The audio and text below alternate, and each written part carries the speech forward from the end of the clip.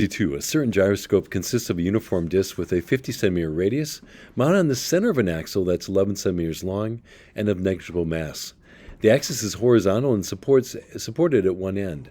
If the disc is spinning around the axle at 1,000 revolutions per minute, what's the precession rate?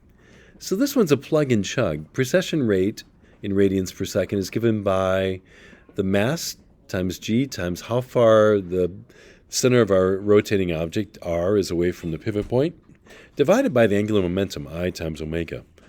Before we can solve this one, we got to quickly figure out the rotational inertia. 1/2 mr squared, in this case the radius is 0.5. The mass is not given. So if you multiply that out, we end up with this as a constant. Hopefully the m is going to cancel out at the end. And then we also need to figure out omega. They gave it to us in revolutions per minute. So 1,000 revolutions would be 1,000 times 2 pi radians. 1 minute, 60 seconds. Dividing that out, we get 100 pi over 3 radians per second. Now we can plug and chug.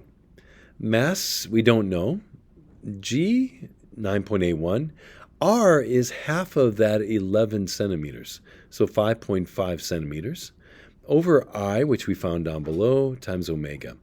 And then if you simply plug and chug numbers, mass cancels, and you'll discover that the precession rate is 0.0412 radians per second. Hopefully that makes sense. Good luck.